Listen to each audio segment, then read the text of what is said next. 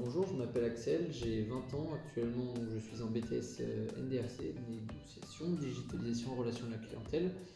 Je le fais par alternance, donc à l'entreprise AgriPartner. J'ai auparavant fait un bac pro en maintenance des matériels agricoles, par alternance également chez l'entreprise Doucet Matelin. Et avant, donc, j'ai fait 2 ans de lycée général. Aujourd'hui, j'ai un handicap visuel qui est une dystrophie des cônes, d'où donc le teint de mes lunettes. Et voilà, je vis à Poitiers, je fais donc les activités que tous les jeunes de mon âge font. Voilà.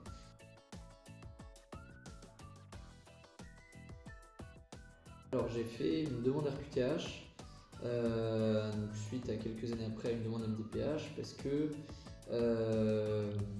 je sais que la demande RQTH me permettra, dans le cas de l'évolution par exemple de ma pathologie, de faire une demande d'aménagement de mon poste ou de mes horaires de travail, en fait de tout ce qui va découler du poste que j'occupe et des conditions dans lesquelles je l'occuperai. Donc je l'ai surtout fait pour ça et parce que même si aujourd'hui j'en ai pas un besoin super important comme certains travailleurs en situation de handicap, je sais que je sais pas de quoi est fait demain et du coup ce sera toujours un plus donc dans ce cas-là.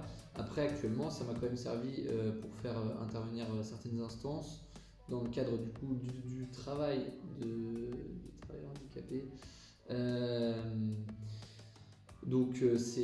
Moi j'en ai pas eu actuellement un besoin énorme du fait que je réussis à pallier de mon handicap par certaines choses, sous le biais du numérique, mais ça peut être une très bonne chose quand on ne peut pas forcément pallier un handicap par le biais du numérique.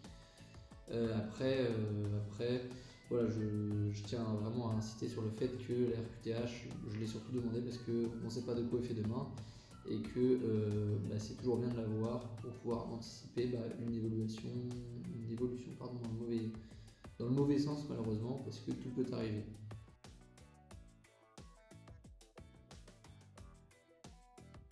Actuellement, les adaptations dont je bénéficie aujourd'hui, ça se repose donc sur 3 adaptations, à savoir donc l'envoi des cours en amont ou pendant le déroulement du chapitre, du bloc qu'on fait. Ça va être donc le tiers-temps ou le barème adapté, selon s'il y a le moyen ou pas dans le volume horaire de faire le tiers-temps. Et donc l'utilisation d'un ordinateur. Et de cet ordinateur là aussi découlent donc tous les formats qu'on enverra. Est-ce que donc la salle, je peux me placer librement selon la luminosité, etc., l'ouverture des rideaux, tout ce genre de choses.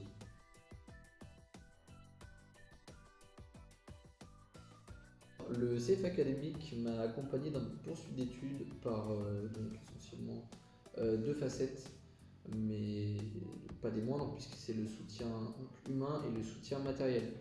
Le soutien humain, premièrement, parce qu'il y a eu un suivi tout au long de l'année avec mon ancien coordinateur de l'apprentissage, à qui je passe le bonjour aujourd'hui, Monsieur Fort.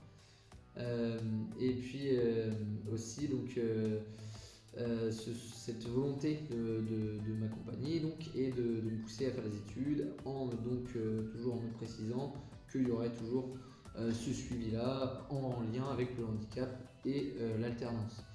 Le soutien matériel, puisque du coup il y a du matériel qui a été financé par rapport à un handicap, à savoir un ordinateur adapté, puisque j'avais un ordinateur gracieusement prêté par le rectorat auparavant, mais qui n'était plus forcément adapté et qui ne serait plus adapté pour la suite de mes études.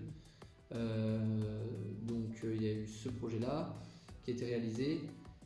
Et aujourd'hui, actuellement, il y a le projet du téléphone qui est en cours, donc le financement d'un téléphone avec une qualité photo de bonne qualité, donc de zoom importante, pour que je puisse photographier donc en cours le tableau et restituer tout ce que j'ai sur mon ordinateur. Voilà, ça se repose essentiellement là-dessus.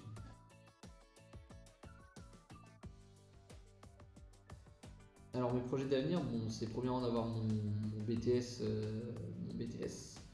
Après, j'aimerais bien faire donc, une licence en alternance, en bachelor. Et pourquoi pas après voir pour faire un master, à voir donc selon le moment donc, en licence.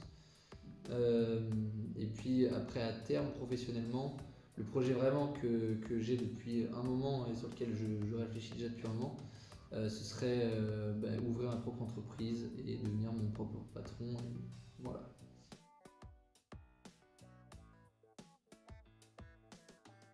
Le premier, c'est surtout de ne pas hésiter parce que pour avoir vu du coup la différence entre une formation générale et une formation professionnelle par alternance, du coup, ça n'a rien à voir, c'est deux mondes différents. Il y en a un qui est vraiment beaucoup plus théorique et là on peut justement allier la théorie et la pratique et toujours faire des études par la suite. Rien ne vous empêche d'avoir fait des études par alternance, poursuivre par la suite donc, des études supérieures et c'est très enrichissant professionnellement, personnellement, sur le plan humain. Enfin voilà, vraiment franchement l'apprentissage ça a été c'est beaucoup de c'est la confrontation en fait permanente avec le monde de l'entreprise et ça permet donc à notre âge d'en comprendre mieux et plus rapidement les attendus en fait.